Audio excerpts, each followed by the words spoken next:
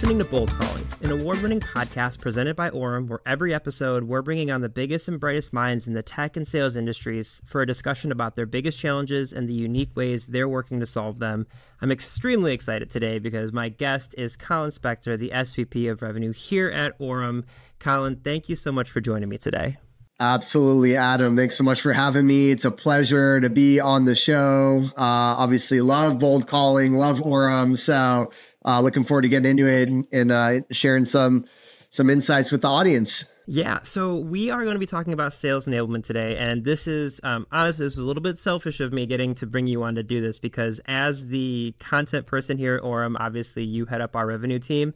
For me, this is almost like making sure that I'm doing the things I need to do, then benefiting all of our listeners by doing that. So because of this, creating all the content that I do, I always have, as a marketer, I always have this fear that it's just going out into the ether and no one's using it, no one's seeing it, which is where sales enablement comes in. So I want to kind of dive right in and ask you, as a leader from the sales side of things, the first thing I want to ask you is just like, when marketing is creating all of this stuff, we, in our minds, we're the center of the universe as marketers. We think our campaigns are incredible and everyone's going to just, their mind's going to be blown by this new video we roll out or this new t-shirt, and then we can send it to salespeople. And in many cases, not here at Orum, but in many cases, salespeople just roll their eyes and they're like, okay, great, thanks so much. So the first thing I want to ask is, when marketing people are creating things that we do want to provide for sales reps to actually use,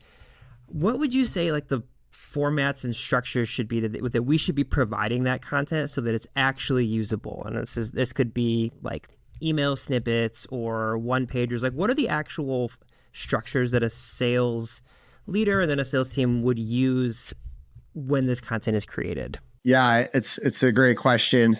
So I think a couple of thoughts there. One is meeting the reps where they already are is super helpful for adoption, right? And so if we're talking about just logistically, like where the content should live, I think, what I've seen, and I'm not saying this happens at Orum, but what I've seen just in general in my time is, marketing might have some sort of content hub or some sort of other system that they love to live out of. And if the frontline sellers or field team are not used to going into that system, or they don't really go into that system for any other reason, it's not something that they're going to often check for like content updates and things like that. So ideally, marketing and sales can be on the same like intranet, and it's already a place that like both people live, whether it's like in specific Slack channels or Notion or specific shared drives, and there's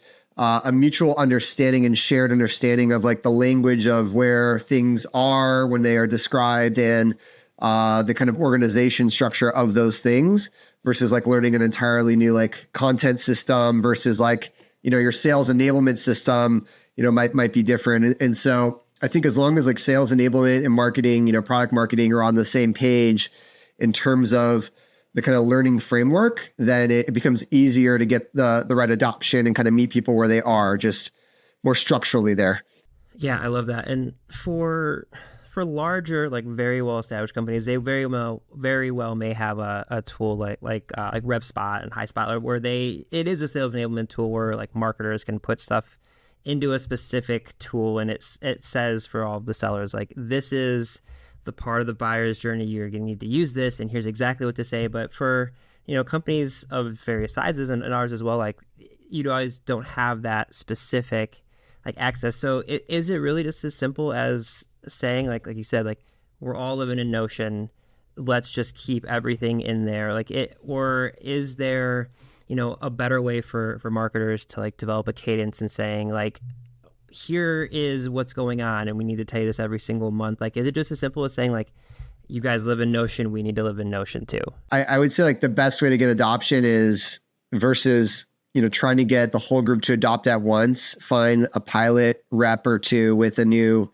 asset or new talk track or new demo flow or new description of features, whatever it might be, and like it helps, like reps love reducing uncertainty because reps get stuck in their ways, especially if they're doing, well. They like have like a flow down. They have certain assets they like to use. They're more resistant to change with like a new sales deck, right? And like, you often like have reps roll their eyes when there's like a new marketing deck like every year, right? Especially like folks finally get dialed into a certain flow, certain deck, certain types of assets. But I think showing examples of success and what good looks like with the new asset can definitely help with adoption. Yeah. So I don't think it's not just as simple as like, yeah, we all use Google Drive. And, I think more just that's like, let's reduce as many controllable hurdles as possible. And then, to spark adoption, like tap the rep that folks, respect their opinion and their use of different decks and tools and so forth. So that would be my advice there. Speaking of creating champions and finding, like you said, like pilot reps to adopt these pieces of content, I want to ask you, and this is kind of connected to our experience here at Orum. When I first started a little over 2 years ago now, like we had a content debt. There wasn't really a content person. And so I remember when I first started, I came to you, I came to our other sales leaders, I came to our CS team and I said, what do you need? Like, what exactly do you need? And I started creating, whether it was like our calling culture guide or a decision criteria checklist, anything you guys needed. I was like, absolutely, tell me specifically what you want. And now we've gotten to a point 2 years later where we have a lot of content, and some might say create too much at times. There's almost, you can't do something with all of this. And like, what I want to ask you is like, is there a certain point that you would say as a sales leader, when you guys come to marketing, like, is there a process that you think about when it's like, hey, this enterprise rep needs one specific piece from product marketing, or they need a single sales one pager, but it's really only going to be used in this one situation? Like, how can marketing and sales create an understanding where sometimes someone has to say no because, insert rep here is asking me for a piece of content that's going to take me a week to create, but in order to create that piece of content, I can't create something that the whole team is going to create. So how do you, I guess the long-winded question is like, how can marketing and sales create a relationship where salespeople can ask for things and understand they're not always going to get what they want? Like, how do you create that relationship between the two teams where there's an understanding of we're going to do what's best for the whole, sometimes at the detriment of like a single rep? Yeah. So I think it's less about the rep and more about the impact, the business impact, which you already nailed, right? So I would say it's the same exact thing with like feature requests, right? It could be a marketing asset or a feature request, very similar. Like, what are the actual dollar impact? What's the dollar impact of building a feature? Like, let's say we have a big enterprise whale of a customer. It's going to be $1 million deal and they need a certain custom workflow built, right? Like, okay, that's worth dedicating an engineer towards building and delivering to land that 7-figure contract, right? That 7-figure account and customer, versus, yeah, like if it's, I don't know, a 20K, 30K account, and it's a custom thing for them, some sort of custom integration for them, probably not like, unless we have evidence and data that there are multiple customers that will benefit and how much that is. Like, yeah, you got to make informed business decisions. Like, you can't go and kind of react to every rep. From the sales rep perspective, the most important request is like the one in front of them, the customer, like they're working with like in that moment. And so like for them, it's like, this is the world, and if you're an SMB rep and a mid-market rep, like a $20,000, account, a $50,000 account, like you're like, how can you not be prioritizing this? This is my quota. This is like such a big thing. And so, yeah, taking a business lens perspective, right? It does come down to your most valuable customers, like who is giving you the most dollars is going to get the most attention and most kind of care in terms of features and marketing assets, right? That's just the reality of business, right? And so that mindset of like marketing can't say yes, product can't say yes to every single request, but will weigh the impact. For example, an enterprise customer asked us for a workflow diagram. I want to call yesterday. Like I was like, oh, we like a workflow diagram specifically with Salesforce, which we have a great Salesforce integration. And I didn't easily find, an asset like this that like showed the like fields and kind of a flow chart between Salesforce and Orum specifically.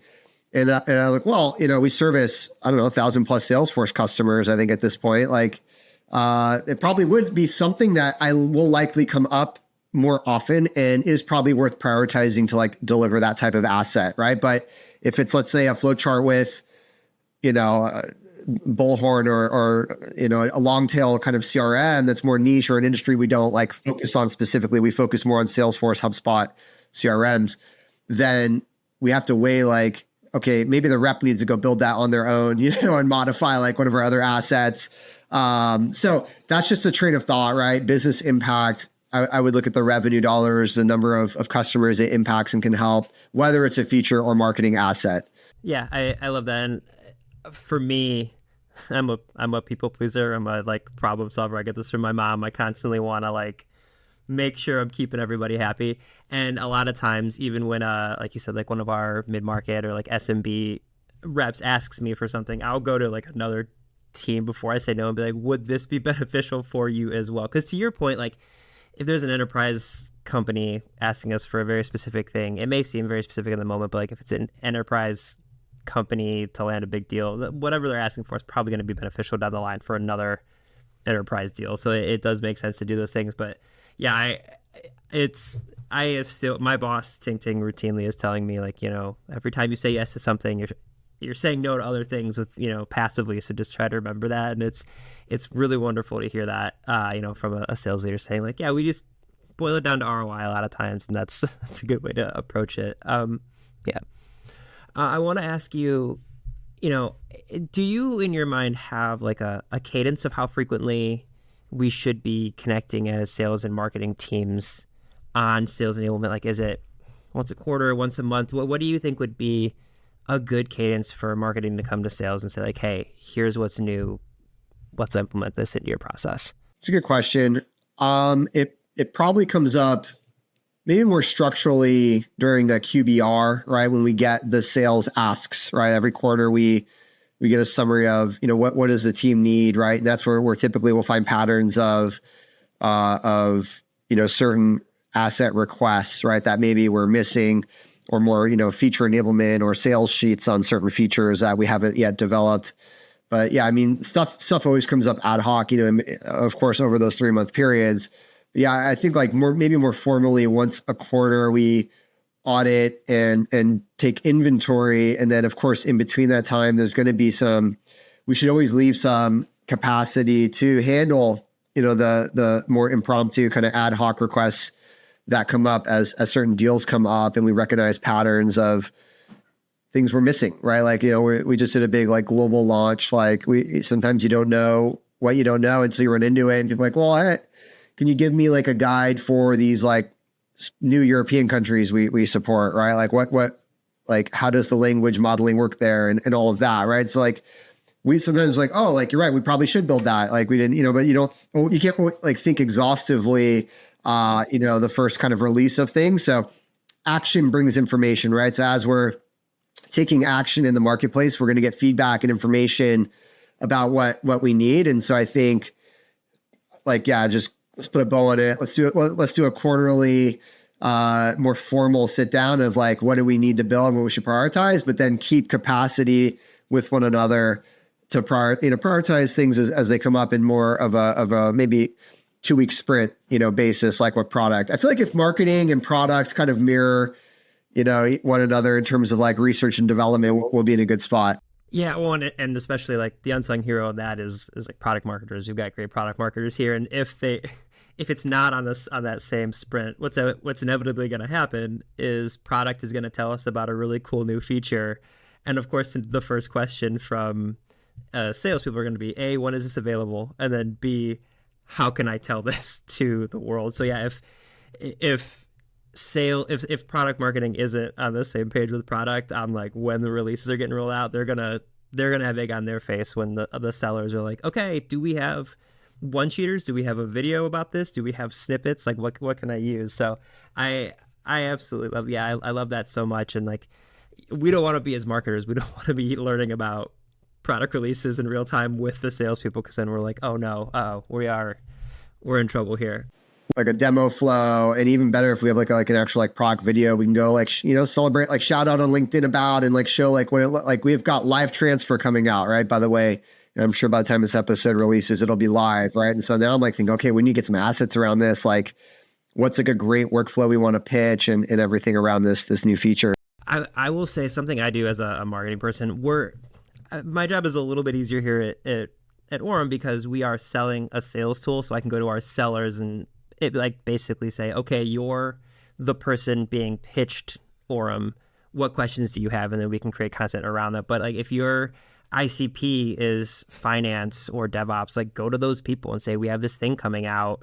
What questions would you have, so that you can kind of like, to your point, like when we have a thing that comes out, like you said, our international expansion, now it's, 160 plus territories, like there's going to be questions we don't think about. If someone's going to say, hey, I have a prospect in, I don't know, Manila or wherever, like we're not going to be able to be exhaustive with that. So it's always good to just ask, what is your ICP internally for those types of questions? Ideally you have, and if you don't already, you should form a customer advisory board, right? And so with your ICP, right? We drink our own champagne, so we can use we are our own internal customer, but that's not always the case with many companies. So you can either talk to your internal persona, like the person that works at your business, or even better, you should form a customer advisory board with your ideal customers, your top customers, and let them be that first kind of feedback soundboard, give them some equity, and have them feel really a part of the journey.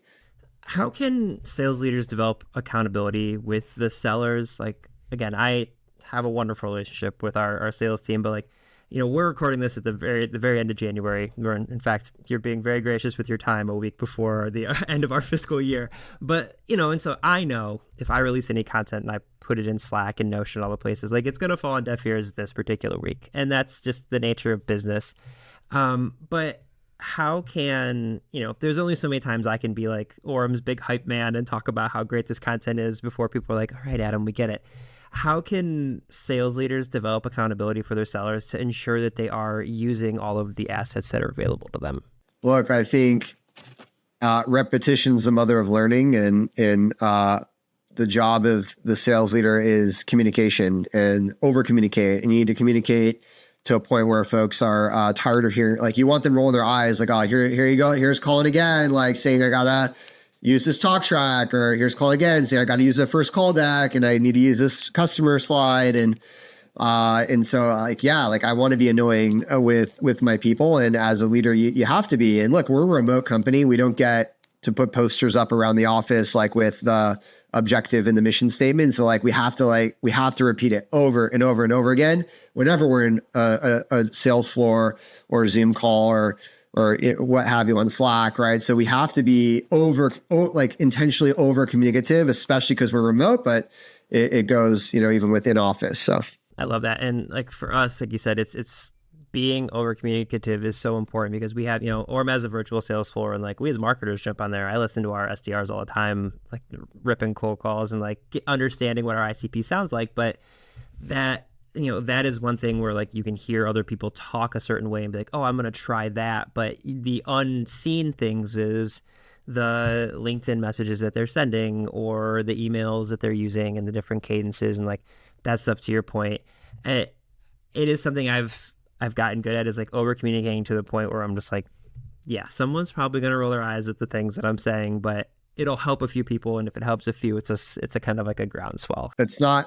Believe me, you want to over communicate than under communicate. And then all of a sudden scratch your head. Wait, how come they said that? Or how come they didn't know the answer to this? And how come they didn't know we had that? Right. So over communication, always err on over communication for sure. Yeah. I got two more questions for you. One, do you have a thought, and I'm trying to put on this ahead of time, so I apologize, but do you have a personal like preferred best practice for how sellers can make requests from a sales enablement standpoint? Like, would it be a Google Doc? Or I guess it's like, what way would you prefer?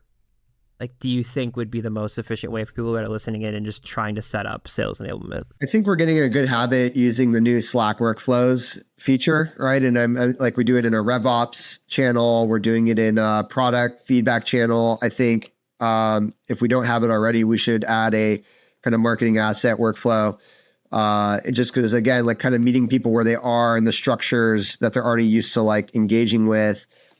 I think that's kind of stay consistent, right? Between the most common teams that are most, often getting requests. I think if we teach one system, let's try and speak that same language and it make it easier for folks to know, hey, I know I'm going to go submit a request workflow for this asset, right? I think we just set it up for swag as an example, which is great. So yeah, we do it for swag, we do it for features, we do it for RevOps changes.